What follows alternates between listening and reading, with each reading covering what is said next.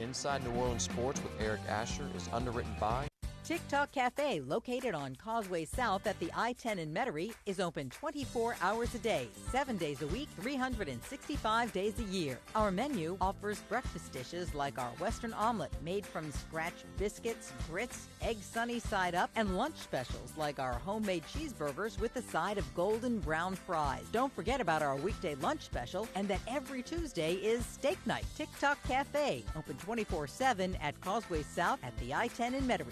At Villeries Florist, we deliver the magic of flowers 7 days a week to the North Shore and South Shore in the New Orleans area. Whether it's for birthday parties, baby celebrations, Villeries provides colorful floral displays for all. With a store full of fresh-cut flowers, exotic tropical flowers, orchids, roses, and even fruit baskets, our goal is to make your vision a reality. Villeries Florist, proudly serving Louisiana since 1969. Mr. Ed's Oyster Bar and Fish House has been shucking here since 1979. Located at 3117 21st Street in Metairie, Mr. Ed's Oyster Bar and Fish House offers raw, fried, and grilled oysters, as well as a range of Cajun and Creole dishes. Enjoy a dozen with a smile.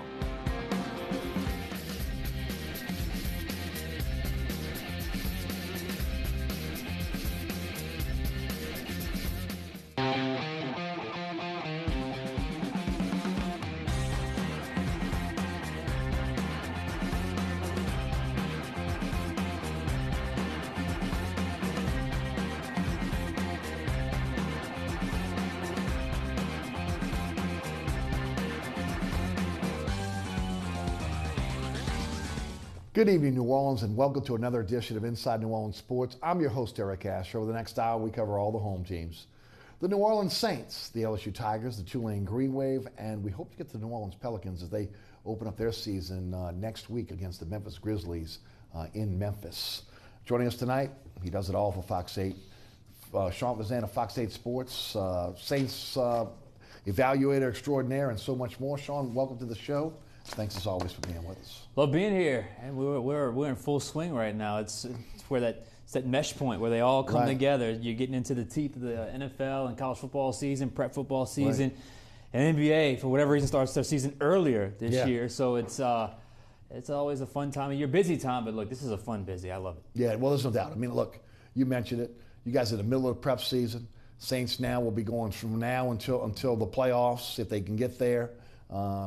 Straight through now. There's no more break for them. Mm-hmm. As far as LSU and Tulane go, I mean, LSU's got another bye week coming up right before Alabama, but Tulane will go straight through, and it's going to be interesting to see what's going on with the NBA because you said they're starting a week early this year.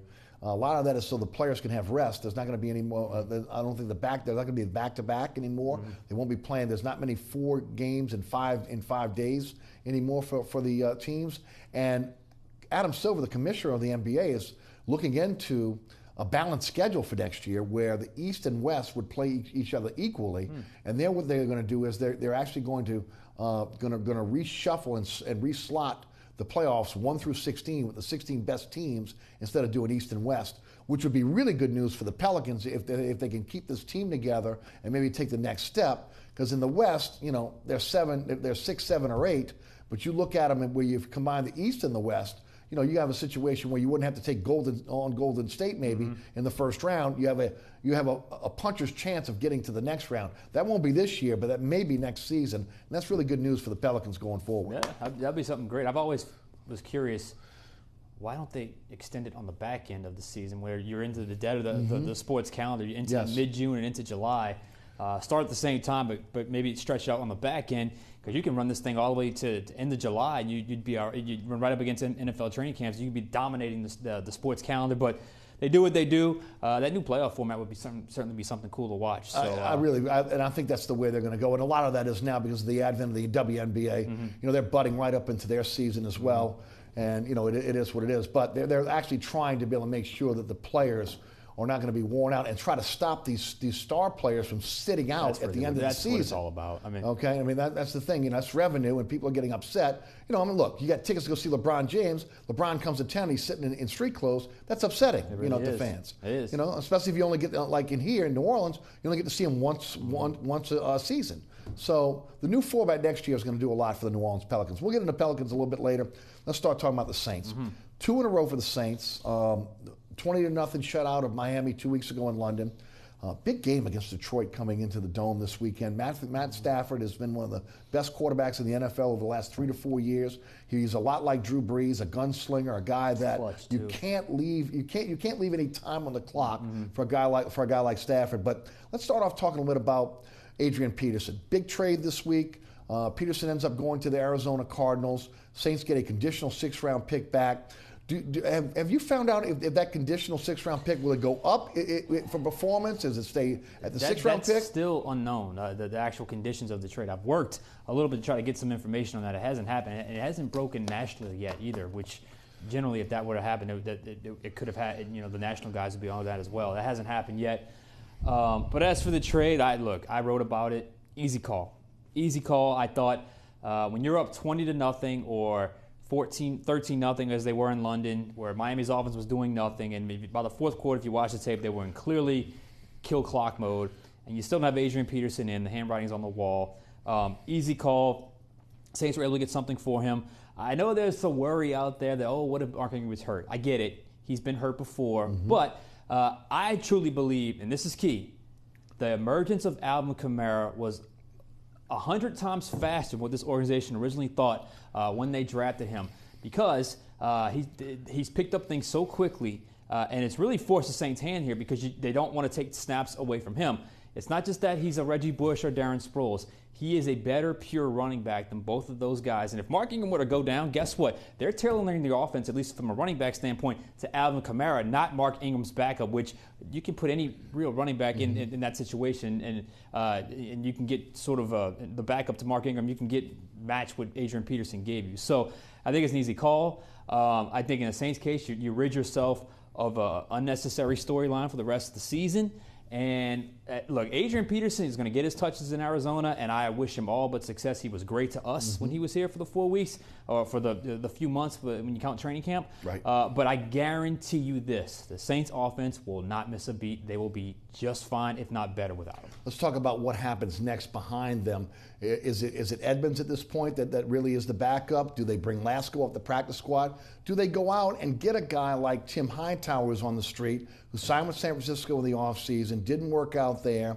With all the running back injuries we've seen in the NFL, he has not been picked up yet. So obviously he's been in camps, probably working out, but the teams have not seen enough from him. But he has an edge here because he knows the system and he understands I'll be a 20% carry back if I'm here. Or is it, as you said, they go straight to Kamara and then they use the youth on the roster to back him up? Of those options, Lasco seemed the most obvious, but he hasn't been called up yet, at least as far as I know. I wasn't there today. So he's still technically on the practice squad. I just checked the transactions wire right before we started this show. Adam Bighill was called up, but Daniel Lasco, at least not today, was not called up. Now, you could practice all week and get called up game day if that were the case. That would be what I would think. But for right now, since he's not there, I would say Trey Edmonds is the next man up, at least for us backing up Mark Ingram. But he's a special teams guy. I wouldn't foresee him getting a lot of carries unless he was forced into action. Interestingly enough, Tim Hightower tweeted out a workout picture the same day as the trade because I'm sure he's heard, I'm sorry, he saw the news, and I'm sure he's heard his name floated out there. So I think that's to be determined here. It depends on how much they need that role within this offense to get 5-6 carries, and maybe if you catch the hot hand, maybe you get 10, or if Ingram gets dinged up or if certain matchup is not working out. But I think right now they're going to roll with what they have, and right now that third running back is Edmonds. He's the only guy active. It's good news for Mark Ingram, who, again, you could see at one point early in the season, Peyton trying to force feed Adrian Peterson, trying to get him touches. you could see Ingram getting a little bit of a lather going and knowing that, man, you keep handing him the ball, he's going to break one sooner or later. Now he'll get those carries. They won't be left on the sidelines. And, of course, he's developed himself into a pretty good back. He wasn't the pass blocker he is now when he came to the New Orleans Saints. He's the most reliable pass blocker they have in the backfield. He's a guy that can catch the ball at the backfield now, maybe not as proficient as a guy like Kamara, but, again, he still can catch the ball at the backfield. And let's face it, he's the best inside runner they have on this team. Yeah, and look, he's showed that all through training camp, all through preseason. And the Saints coaches and Drew Brees went out of their way early in training camp. Anytime we asked them about Peterson, they made sure to bring up Mark Ingram in that answer, just within. I mean, clearly they understand the way Mark Ingram is, and certainly they didn't want to view him as getting Peterson was going to slight him. But in his case, it was night and day. I mean, who was better? Who was performing better? They know the system better. He's more athletic, quite frankly. I just have this image in my head of Peterson trying to bounce it outside against New England. The daylight was there. He gets to the sideline. All of a sudden, the daylight is gone. He gets stuffed. Yes. It happened against Miami with Ingram. He saw daylight. He turned the corner and got a nice 7-yard gain. It's clear as day. Don't force Peterson. You know, and if his name was Adrian Smith, we wouldn't be talking about it. But it's Adrian Peterson. Right. So, I don't know that he completely bought in, because I think in his mind he thought, okay, I'll accept the terms you're giving me, but when I get there, I'm taking over. That's really what I feel like happened, because he's done it everywhere he's been. Right? Why not? And it didn't happen. Now he's in Arizona where he has no choice but to get a lot of carries. So good for him. The Saints offense, as I said, will go on. If not, it get even better. Peyton called it a win-win. I would definitely agree with that. Absolutely. The conditional 6, get something for him. Absolutely. It's a win-win. Sean, one of the things why I love having you on this show and the radio show so much is you break down the film. You look at what's going on. This offensive line has been in chaos with again, the injuries they've seen. You know, Ramczyk has proven to be well beyond his years in terms of his ability in the middle of a game to switch from the left to the right side. Senio Clemente, and for as much abuse as he's taken, and look, I've thrown some abuse his way over the last couple of years, the guy has been solid as a rock coming in and playing that guard position. Looks like Armstead will come back now for this game. At least we're anticipating that. Talk about this line now, how this line maybe gels going forward, because this is your line now. This is it. This is what you envision. Exactly. Now I'm a little bit concerned because Andrews Pete was on the injury report today as limited with the hip, but he practiced yesterday, so I'm thinking that was just maybe just a slight thing, nothing really major. I think this is the vision that you had for this line when you drafted Ramczyk for 2018. Yes. Well, guess what? It's here. And if Armstead is the Armstead of old, you're talking about an elite Pro Bowl left tackle combined with an emerging left guard in Andrews Pete, who is a competent left tackle, but he is a great left guard. You like him at guard, don't you? I love him at guard. And tell the folks why. He mauls people at guard. He moves people. He gets to the second level. There's just something about him being between those two guys. He's not on an island. He plays better along the interior. He plays better with, I guess, the contact is closer. I like him at guard. I feel like it's crazy because he's a good athlete, but at left tackle, you don't really see that athleticism. But at guard, you can, because you're going against, I guess, lesser athletic players, and he's able to kind of stand out. But you mentioned Ramczyk because I just went through the tape on him yesterday. Biggest thing I've seen from him is what he's earned is trust. Go back and watch that Miami game. How many one-on-ones he has on the left side, okay?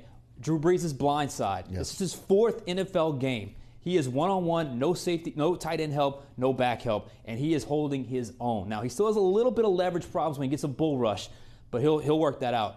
And he can run block. He can obviously flip. When he flipped over to the right side, they were in running mode. He was doing a lot of run blocking.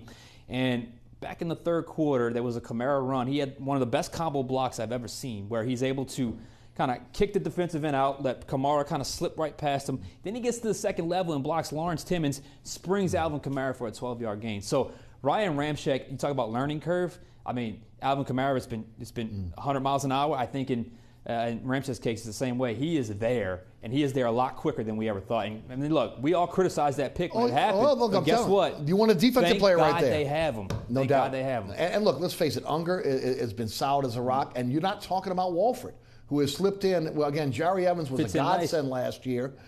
He's still playing fairly well for Green Bay. But Walford has come in and played very well, and playing against his old team this week. So, again, he'll be motivated for that. receivers now. Willie Snead comes back. Talk about this receiving core with Snead back in the mix, who's been a security blanket for Breeze in the past, especially with a guy like Fleener, who's playing his best year, really as a Saint so far. And of course, Michael Thomas has proven he's probably going to be a Pro Bowl or All-Pro this year. Michael Thomas is really it's amazing. He is on his way to being a top 2 or 3 wide receiver in the NFL. It's a shame he's not getting the credit he deserves right now because we know him down here, but maybe it's a small market thing. But that guy is going to be great. He's already great, but he's going to be a superstar in the NFL soon. The way he runs his routes, the way he catches the ball, he's just a great player. And he's not considered a fast guy, but yet he's always open. Willie Snead coming back will certainly help. I'm curious how long it takes for the chemistry to pick back up. My guess is that it picks up pretty quickly because him and Drew are on the same wavelength mentally. There's not a lot of talking that has to go on. It's more of just muscle memory and repetition. Brandon Coleman has had his moments. Ted Ginn has had his moments. Actually, he's been impressive. I think he's a guy. He makes clutch plays when they ask him to do it, short of the New England game. So I think he's been what you needed from that position. But I go back to Kamara, and like I said this on the show the Monday after the London game. This is Sean Payton's new favorite player. This is man crush territory. This is his new shiny toy. This is like when he had Bush in 06, We counted right? 11 different pre-snap alignments with Kamara. Next to Breeze, I formation, inside of trips formation, bunch formation, stacking up wide receivers, motioning from the backfield to the line, from the line to the back. I mean, and this guy can play. He can play the receiver role and not just run, a hook, a flat route, or a wheel. He can run receiver-type routes, so I think that helps the passing game as well. Breeze is Breeze, and of course, no turnovers in the first 4 games. That's impressive. First team since 1933. That's a crazy stat. Isn't that a crazy stat? It is. First team since has not had a turnover in the first 4 games since 1933, and this team has had a penchant for giving the ball away. And they've had a couple where they would have got away from them, but for the most part, they played a pretty clean game for the first 4 games. They've avoided the turnover bug, obviously. But we saw in the first 2 games, they still lost by double digits. Yes. The key is avoiding turnovers while also getting takeaways, because I think that truly allows you to win by double digits. It's crazy what's happened so far. They've lost 2 games where they really kind of got, I don't want to say blown out, but it was pretty much over by the mid-third quarter. And they've won 2 games where it was pretty much done by the time the fourth quarter rolled around. So what changed, Sean? What changed? I don't know. Matchup-wise, look, I think they caught Carolina at the right time because Carolina's all of a sudden on fire. Miami was interesting because I thought they'd have trouble with that wide receiver core. They didn't even play a third cornerback in that game. They had let Vaccaro play slot receiver against Jarvis Landry, who is a physical receiver. I guess they maybe thought that was a better matchup. But I guess that really kind of caught those teams at the right time. And I'm not there yet with this team. I'm not going there until they're there. Yes. Okay, they're still a 500 team to me. I don't think it's time to relax. But you gotta like the fact that they've kind of come together here and playing good football. But Sean, we've seen the NFL now for 5 weeks. It's a 500 league. Yeah, it is. Okay, honestly, for the first time in a long time, when you look at this, I've talked about it on the radio show for the last couple of weeks. This is Pete Rozell's dream because it looks like again with the teams are fairly even across the board. And this could go down to week 17. You could literally have a team going into the playoff at 8-8, 9-7. Yeah, and it always seems to happen. And that's why, keep yourself around 500. I'm curious if they get over 500, not since December 29, 2013, have they had a winning record at any point in the season. Jim and I call it the curse of 500. Yes. Which means it makes this a big game this week. I think psychologically it's huge. I know Drew downplayed it when he was asked about it this week. But, look, I still see a 500 team, but, each week is a new journey. Is a new journey. It is, I've always said it, Eric, on your show, week to week. It is existence. a week to week league, yeah. It really is. They were left for dead going into Carolina. Yeah. We were all, this is going to be terrible. They might get a win against Miami, and all of a sudden here they are, 2-2, out of avoiding the early season hole. Now, saying that, this next quarter is huge. Because I think this is really separation month from, it's a 500 league until you get to this point mid-October. Then you start seeing the teams separate a little bit, so they can't relax. They have to keep pushing. Yeah, well, let's talk about the defense. Really, it starts up front. I'm still a little bit leery of inside, the inside defensive tackles, Rankins, Onyemata, Davidson. I know they brought Hughes back now. He's a bigger player. What are you seeing on tape? How are they performing on tape? We'll get to the back end and just the inside of the defensive line. They flashed at times. They miss fairly. They're not there, though. They're still an average pass rushing team, in my opinion. You still have Cam Jordan, who is consistently graded one of the highest in the NFL. He might be having his best year right now. I think so. Interior-wise, I think you're right. They miss Nick Fairley. I expected a little bit more out of Sheldon Rankins. Yes. It hasn't happened yet. Tyler Davison is steady, and Onyemata is steady, but I don't think you're expecting greatness out of those guys. Yeah, but Onyemata, look, second year, you hope that he's going to get better incrementally. But it's a lot to put on him in year two of American football to all of a sudden be dominant. Yeah, exactly. And I think situationally, Alex Okafor has been fine, and I like the rotation between him and Kikaha on the edge there. I really do like it. So I think you have what you have there. Throw in Trey Hendrickson, who's a part of that rotation. You have what you have there. Is it great? No, it's not great.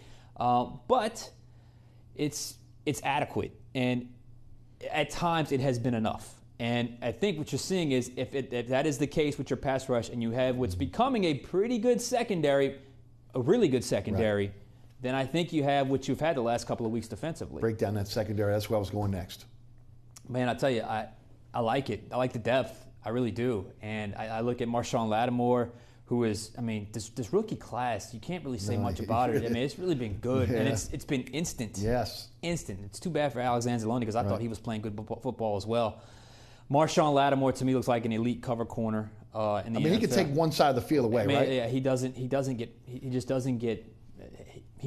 understands football. That's the best thing I can say. He just doesn't get.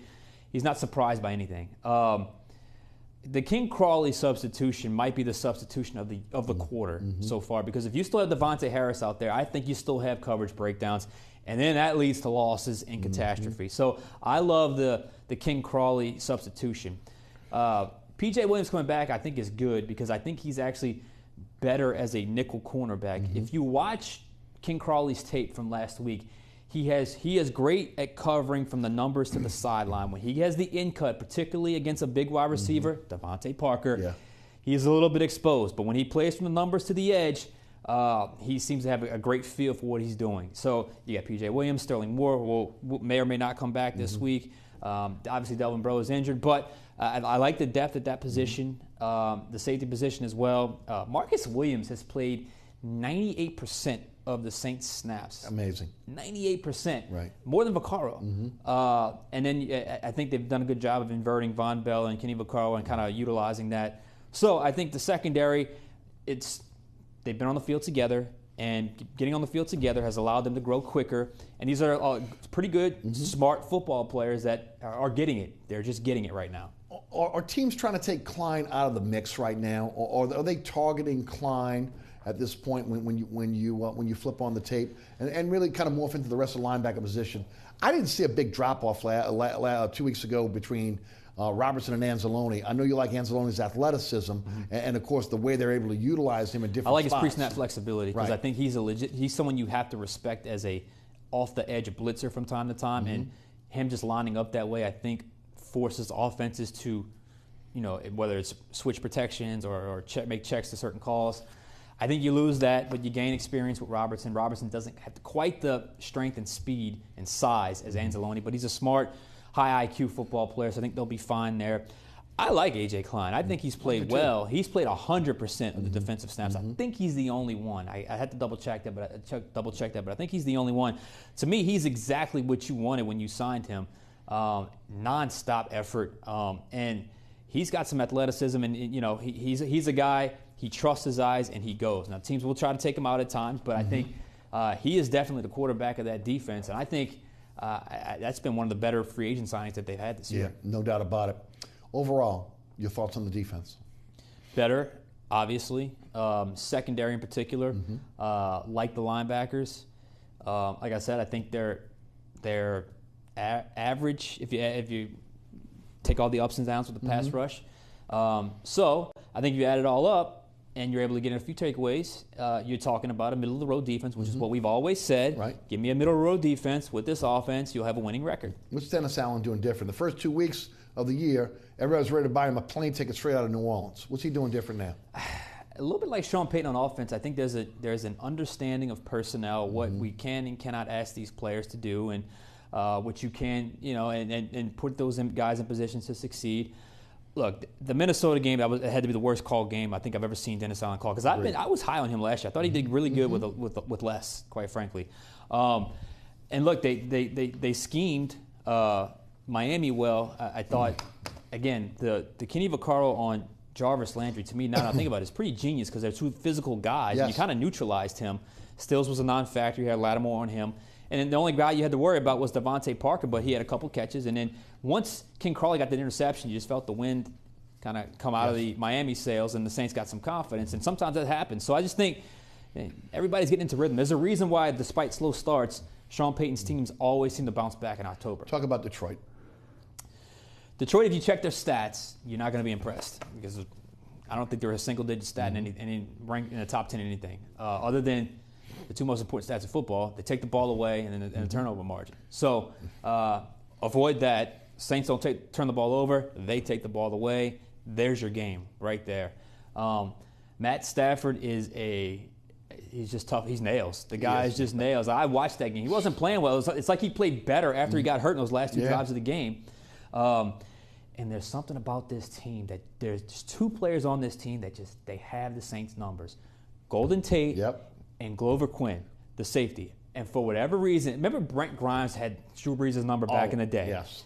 It's like that with Quinn.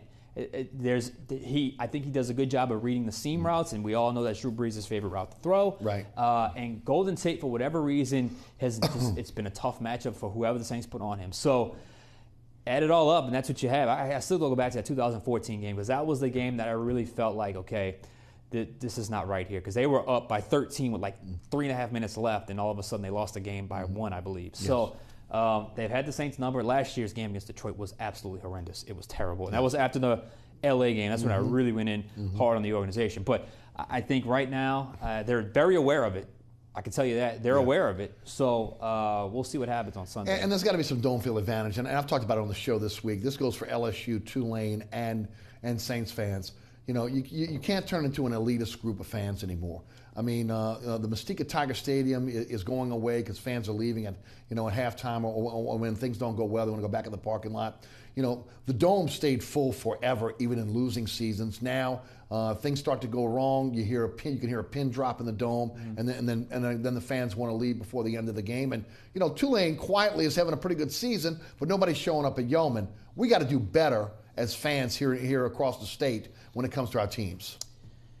I think you're there now. If you were kind of hesitant, I think now is the time to be there. But I think you're an LSU graduate. You ever seen it like that before? No. I'll just talk LSU right now. That is the most disappointing thing to me right now that I see as an alumnus, is how empty and how embarrassing it looks on national television, where you're 6 minutes left in the third quarter and the stadium's 3/4 of the way empty. I mean, that never happened with us. We had to wait. I mean, I skipped an accounting class the first day of school. Hope your dad's not watching. Exactly. My junior year, I emailed my professor. I said, look, I had to wait in line for tickets. He goes, oh, yeah, I understand. And he gave me 11. Right. That's how important it was to us, and that's how much he understood it was to us. So that upsets me, because I feel like LSU fans have gotten a little snobby, gotten a little bit elitist, gotten a little spoiled. I know some of that was kind of the staleness from the Les Miles era, but if you can't fill the stands this week and stay throughout the end of the game, you don't deserve to be called an LSU fan, because now you're fair weather at this point. Now you've turned Tiger Stadium into generic Stadium USA. I mean, the mystique is gone. Nobody's afraid to come to Tiger Stadium. Exactly. Just like at the Dome, no more dome field advantage. Fans are not staying into it, even when things go wrong. They're waiting for the other shoe to drop, and you got to get that dome field advantage back. Got to. I think a little bit of that's on the quality of play on the field, because I haven't seen the drop-off in Saints fans' attendance. I've seen it with LSU, and Tulane's always struggled. But the Saints fans cannot be loud if the team is playing like crap, like they played last year against Detroit. I mean, that was coming off the LA win where everybody was high. We were back. Sure. But, I mean, crashing down. So I think fast start will be key. Get on board early, and I think the Dome will be rocking. I really do. Going to have you back probably in about a month. Talk about this quarter. What do they have to be, Saints? You got to at least go another 2-2 and preferably 3-1, to be honest with you. I think that you got to split these next 2 games at least and probably win the back 2 in this quarter, because 4-4 at the halfway point again is exactly where you were the last 3 years, and it hasn't worked out. So I think you got to be 4-4 is survivable, but I'd like to see 5-3 at that point. Sounds good. We'll take a quick break. You're watching Inside New Orleans Sports. Sean Fazende is my guest. I'm your host, Eric Asher. Don't go anywhere.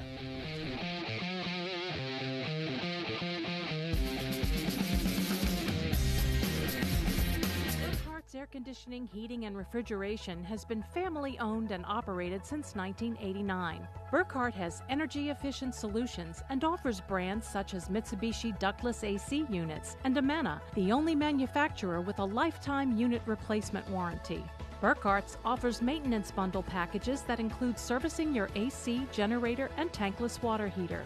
For more information on the services BURKHARTT provides, visit acpromise.com. BURKHARTT's Air Conditioning, Heating, and Refrigeration, providing comfort for life.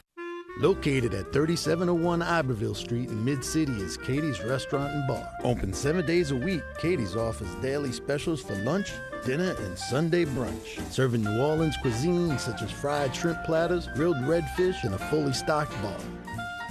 And don't forget about our expanded event seating and local entertainment. Featured on the Best of Food Network's diners, drive-ins, and dives, Katie's Restaurant and Bar.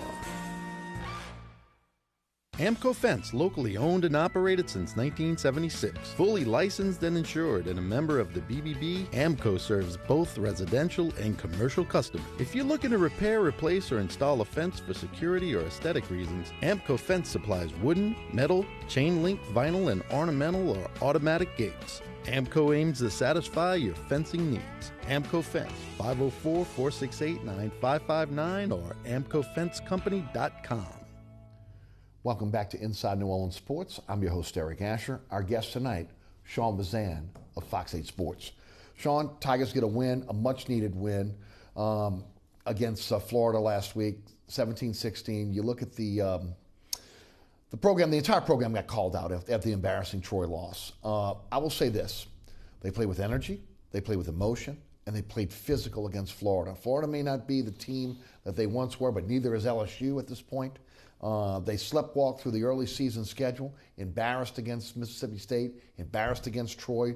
But you got to give the team a lot of credit for rallying around the coach and playing well last week. What did you see? I saw a team that emptied the tank. That is for sure. Yep. I saw a team post-game, the looks on their faces, they knew how bad they needed, and they got it. Credit them for that. Right. They got it. I can't imagine what this week would have been like had they lost that game. I saw looking at Ogeron's face. He knew he needed it. He got it. Good for him. He was able to get his guys back. I think if he's being honest with himself, he was trying too much, not necessarily being himself the first 5 games of the season. That was noticeable, wasn't it? Yeah, it really was. It really he wasn't Ogeron. It just was. It just something was off. He was like he wanted to be the CEO. And it just the dumbfounded look on the sideline, not just him but from the entire team. It just was like, man, something's not right here. So hopefully they found their mojo. But I'll say this: they emptied the tank, and it sure does not get any easier this week. Can they get themselves back up? Certainly they want to. Certainly you have to. But it's not always easy. And look, I looked at the depth chart on earlier today, as a matter of fact, because I just wanted to kind of get a feel for what's happening. I want to get kind of reset and see what we're really looking at, because you never really know preseason. So, and I'm looking, and I'm just, man, they're just so thin at a lot of key positions. Right. Especially on the lines. It's both lines, and Ogeron's a line guy. And it's one of those things where you're going to have to scheme victories now. And I really feel like people don't want to hear it, but there is a little bit of a talent drain right now that you got to replenish here. Right. And if you can grind through and get to 7 or 8 wins, to me, that's successful based on what you have. Right. So, but in saying this week, look, Auburn's clearly the favorite, deserve to be the favorite. They're playing very good football right now, have a very efficient quarterback, a great defense. To me, the only way LSU wins is 2 things. One, you start off fast, maybe get a touchdown on opening drive. You get 1 or 2 takeaways, and if you can get some sort of big-time return, maybe that'll help, because you saw the identity on, as long as Edling is the quarterback, you saw the identity of their offense. You better I hope you like the jet sweeps, because that's what's coming. Right. And that's they don't trust him to win the game. Right. And if Darius Geis is not 100%. And so far he's not. Then that's what you have. And you got to try to manufacture it as best way as you can, try to muddy the game, make it as ugly as possible. If you got to win 13-9, so be it. But that's your identity as long as this personnel package is together. The high-flying offense is not there until they bring the young freshman in, Miles Brennan. Right. And I'm curious, how far away are we? Are we a half away? Are we a bad quarter away? Or are we a bad game away? Because I look at this, and I see if Edling's clearly not the guy, you got is it Ole Miss next week? That's not a bad game to start Miles Brennan. So I'm curious where is the trigger going to be pulled with that? Because clearly they didn't trust him in the fourth quarter of that game. No, they didn't. But let's say this. First of all, he's not patient in the pocket. And I will say this: your dad on my radio show called him out when he first took over the helm for LSU. He releases the ball too late, and it's true. He may not have the tunnel vision that a Brennan has, who again will get over that after playing college football for a while. You're in high school, you can do that, you can get away with it. You're not going to get away with it in the FCC. But again, he tends to be able to throw the ball after a receiver makes its break. And you really can't do that consistently and not get away with it.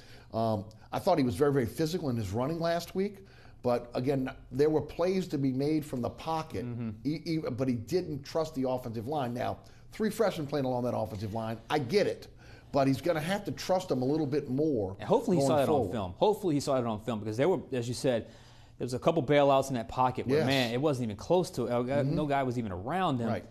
And, I remember who I'm not a huge fan of the color analyst is Danielson, because I think he makes way too many mistakes. But there was one play where I'm watching the play develop, and I'm thinking, check down to Williams right away. It's a 3rd and 7. Check it down. It's there. Danielson even called him out on it, and he went on a crossing route, I think it was to Sullivan, and it was almost picked off.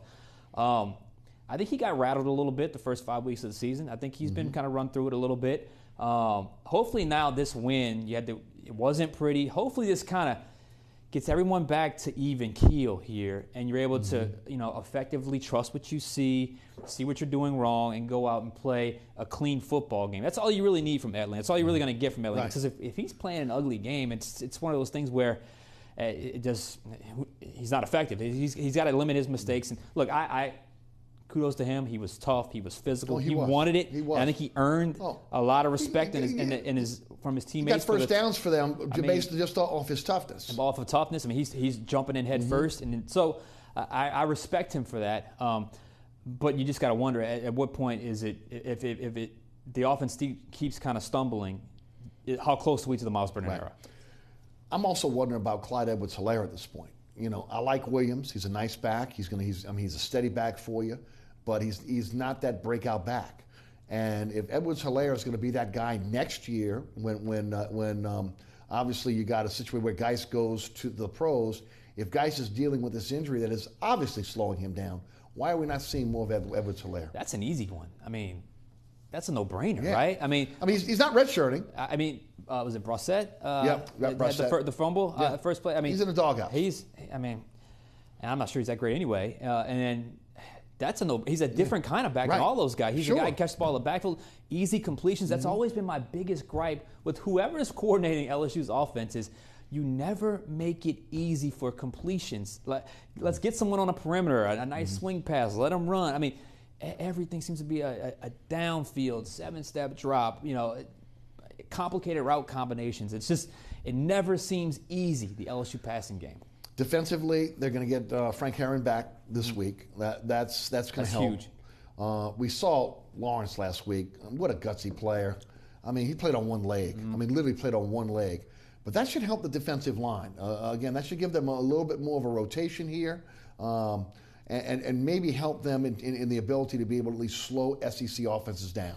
Yeah, I think they'll be fine defensively. I really do, because I think the worst is over defensively. They're going to get. You saw Lawrence back. Even if he's limited, he's still capable, and he's still the best player on that line. Yeah, and look, a lot of guys did a lot of gutsy things in that game, and that's why I applaud him. It was a great win. That's why I say they emptied the tank.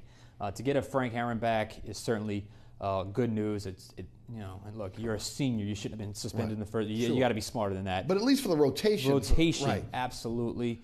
The guy really has emerged, in my mind, that I was not expecting. I knew he was a competent player. I didn't think he was going to emerge like this. Lockett-Shaw, who's really played well. And Gilmore's played well as well. Exactly. And, obviously you have White, the linebacker. So I think he's been a stud. That guy, he's the best defensive player on the team.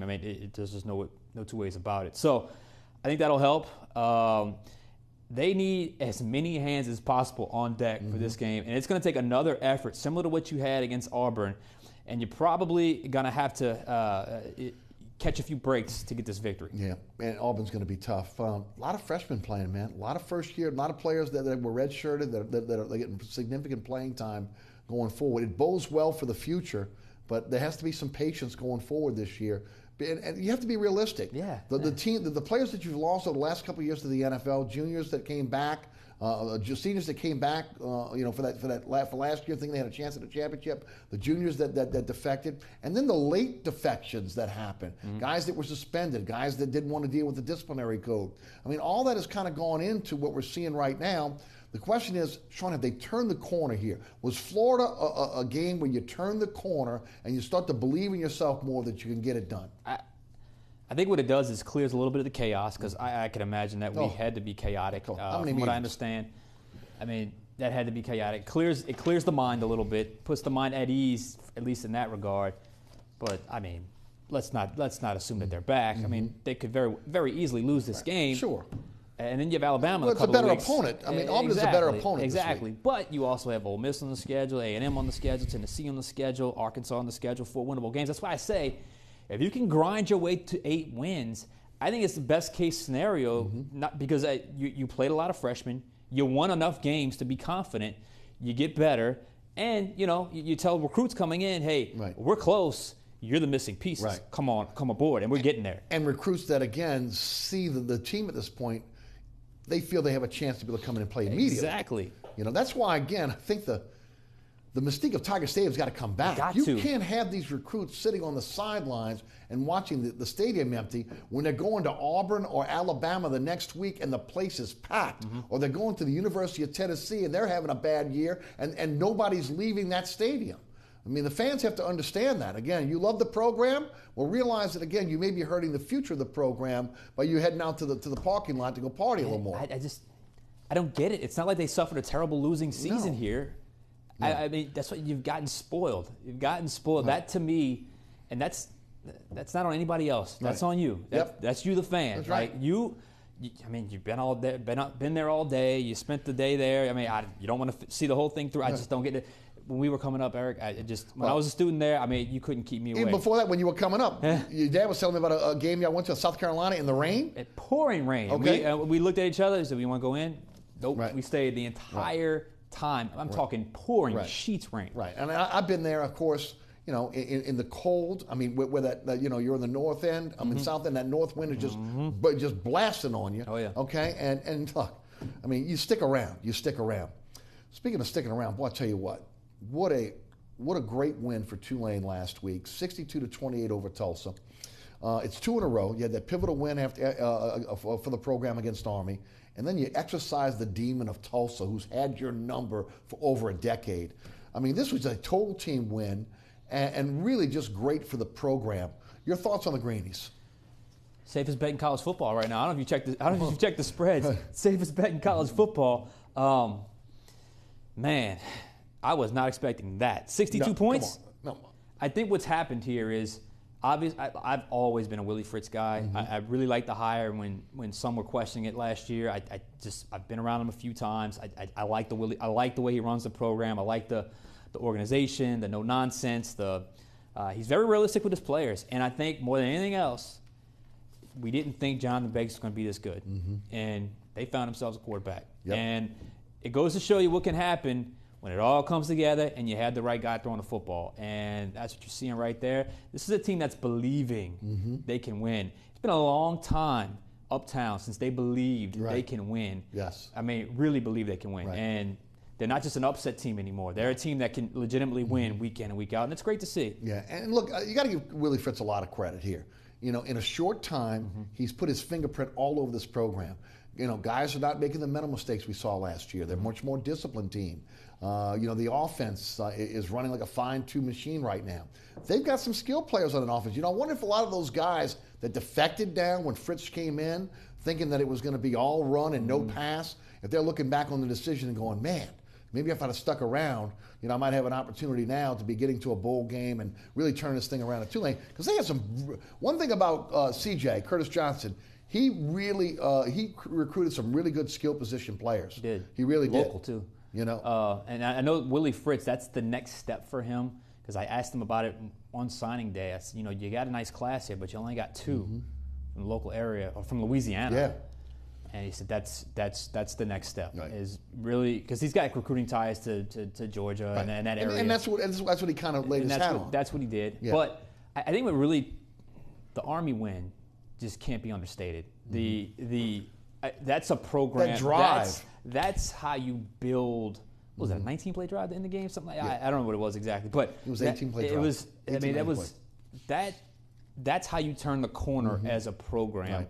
And now Willie Fritz is the guy, and that's the game I think everybody started to believe, because that's a game Tulane loses in the past. Right. They again, FIU this week. They should win that. They should win that game, and then what is it? South Florida in 2 weeks. Yeah. That's stepping up in class, and all of a sudden the American Conference, pretty good football conference. Correct me if take your Power 5 out. What's the next best conference if you take the Power 5 out? There's some good football teams. There's no doubt. The American Conference is up there. Yeah. So there's some good college football to be played, and there's some good football players in there. And as I mentioned, Tulane still got some weapons. Hilliard has played well. He's one of the best backs in the country right now. You look at how he's performed. The defense is mature. You got Nickerson, who's going to be in the pros. He's going to be playing on Sunday. You got Marbley that's come in, and I don't want to say that they're making him forget Marley, but Marbley's come in and he's played very, very well. Luke Jackson's played well for this team. Across the board on defense. The skill Ankalaev from right. the Belchase product. Come on. He's a great player as well. So played really well. So it's all clicking. It really is. It goes to show you when you got to fight through here we go again with Tulane, and just keep going, keep pounding. And I spoke at an event with Todd Graffinini, and he spoke to how much this program deserved that win because they've worked so hard. And I understood what he meant. It's that when you put so much time, so much effort, at some point good things have to happen, and it finally did. And now they're reaping the benefits, and good for them. And those closet Greenway fans out there right now, you need to get to Yeoman, okay? That's a great stadium. Okay, it really. And look, now's the time. No more about, the program's not that good. And this also goes for the student body as well.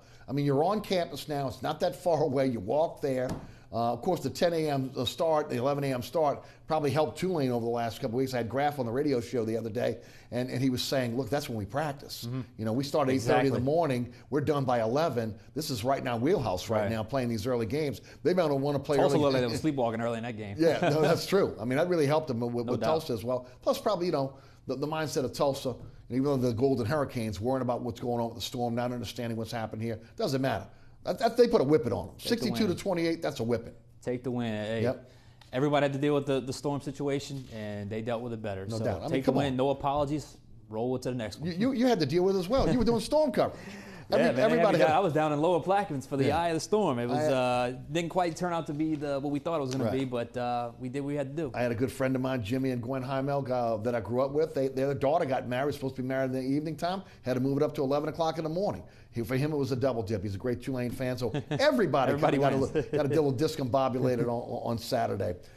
Okay, let's head to the phone lines, 866-3200. We'll get to the Pelicans if we can, but Greg is in Houma. Greg, welcome to the show. You're on with Sean Fazende of Fox 8 Sports. Hey, guys, I got a little comment and maybe a question. I'm not really sure, but do you think that maybe Adrian Peterson was kind of grumbling in the locker room? Lack of carries and lack of production and stuff like that maybe expedited the trade? And second of all, do you think that the Saints reached out to other teams to see if they wanted to trade, or do you really think that, the Cardinals just jumped up and contacted the Saints to see the availability? And I'll hang up and listen. Thank you, Greg. I think it was mutual. This is my opinion. I think that there was so much respect for Peterson. Peterson probably went, and this is conjecture on my part, but Peterson probably went to Peyton and said, look, I'm not getting the touches here. I've only got a couple years left in my career. get me somewhere where I can run the football, please, or cut me. And the Saints went out and tried to accommodate him, and it's a win-win for both. What's your take? Yeah, I think that makes a lot of sense. I know you can say all the right things when you're signing, but when it actually happens and you know how good you are, you know how good you have been, you believe you're going to compete and have at least have a chance to compete. Sure. And when he said I didn't sign up for 9 snaps that first week of the season, it tells you all you really need to know. One game and it was already, we may have a problem here. I don't think he was not a wreck in the locker room. Both of the running backs looked up to him. They really did, despite Mark Ingram kind of competing with him. I think they both really looked up to him and respected him. I don't think this thing happened in a couple days. I think they've probably been back and forth with Arizona. I do think what happened, what solidified them, okay, we can now move on from him, was the emergence of Alvin Kamara, which was not cemented until the Miami game. We did the film on Kamara that game. He was unbelievable in that game. And a great breakdown, by the way, on that show, because I was amazed to see where he's lined up in so many different formations. And look, that to me, he is better than Bush and Sproles. And I think that more than anything else, and the belief that if he has to play a traditional running back role, he can be competent enough and adequate enough to do that is what sold them. Okay, we can now part ways if Mark gets hurt. We can shift things to have Kamara the feature back and have someone back him up. Name a competent running back that could happen. So that's what I think ultimately happened. And as I said, why delay the inevitable? And really, more than anything else, the national reporters, that's all they wanted to ever talk about. Right. So rid yourself of that storyline. It's a non-factor. Yeah. It wasn't a factor of him winning and losing. No doubt. Back to the phone lines we go. Joe is in Metairie. Joe, welcome to Inside New Orleans Sports. Hey, Joe.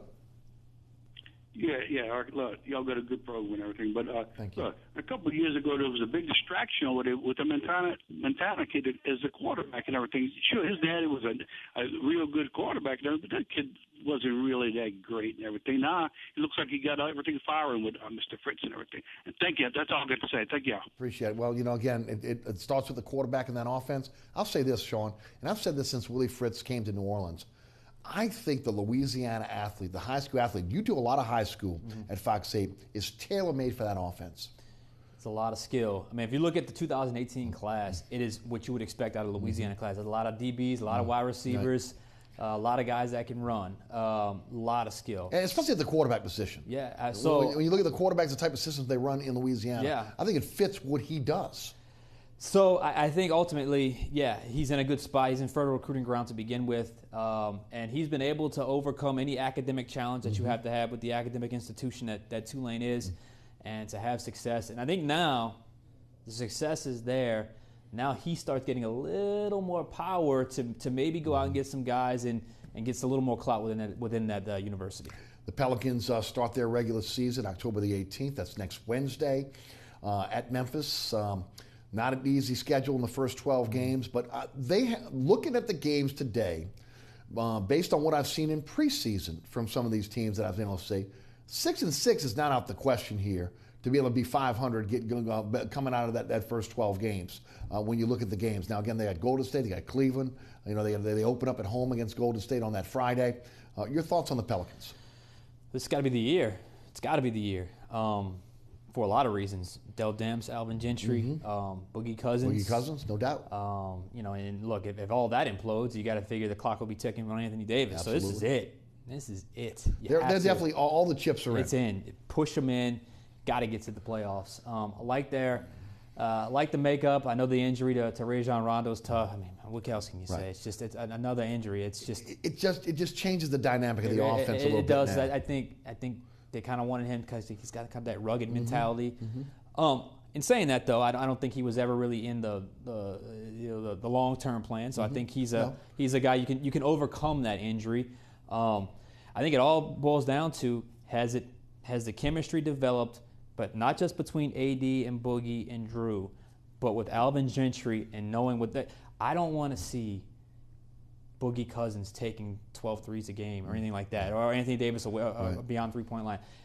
Use your size to your advantage, and hopefully they can win some ball games. So we'll see, but I think it's playoffs or bust for a lot of people this year. Well, it's going to look a lot like the Denver offense from last year, and it's going to be incumbent upon Boogie Cousins to make right decisions at that high post because the ball will flow through him. So, I mean, look, especially with Rondo out now, you'll see a lot of high post.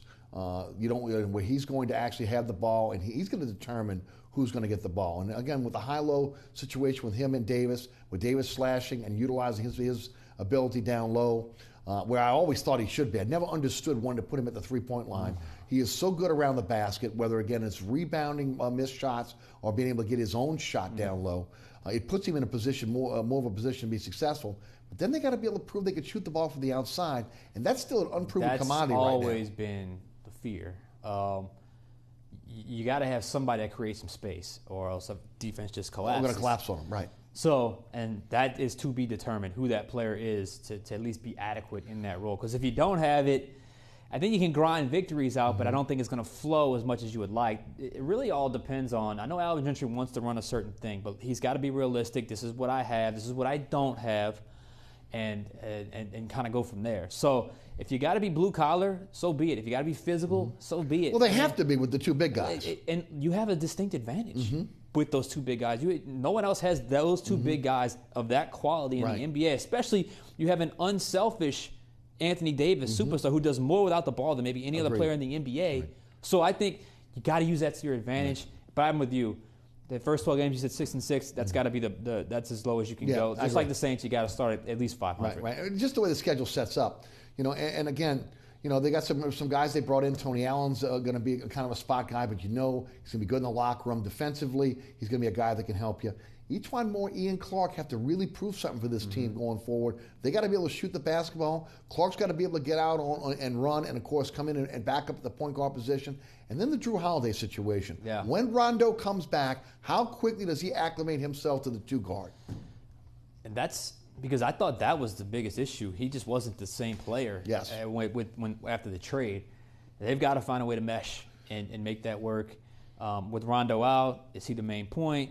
And when he goes back to the two, can he thrive at the two? I think he can. I actually like Drew Holiday as a defender, but all those things have to get worked out. And I will say this is about as optimistic as I've been about the Pelicans heading into the season in a long time. I mean, not since after the playoff year where they made the changes that they made. I really feel like they have, even with other Western Conference teams being as strong as they are, I think that the Pelicans can be strong enough to overtake a playoff team out in the West. And as we started the show today, remember the reseeding will be next year if the Board of Governors approves it and a more balanced schedule. It won't happen this year. So the Pelicans have to earn their bones to get into the playoffs.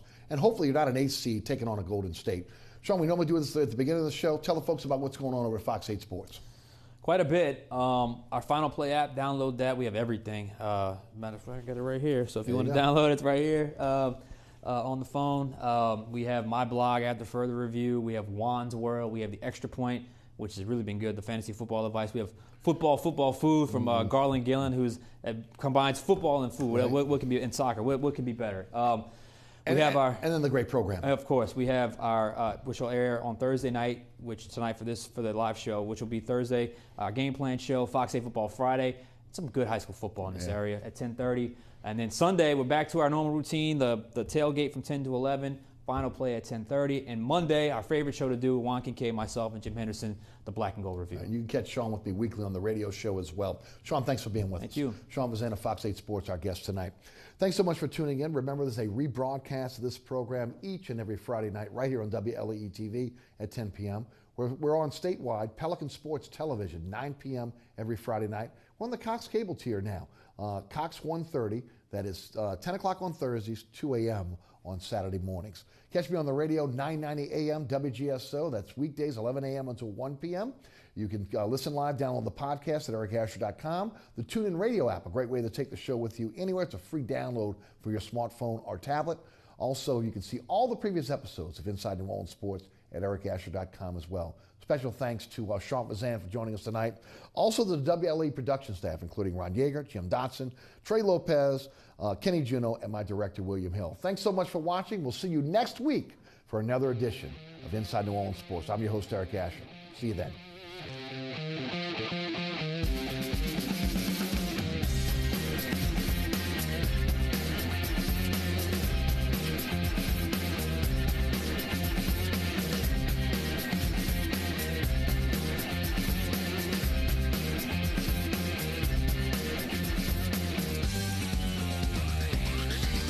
Inside New Orleans Sports with Eric Asher is underwritten by...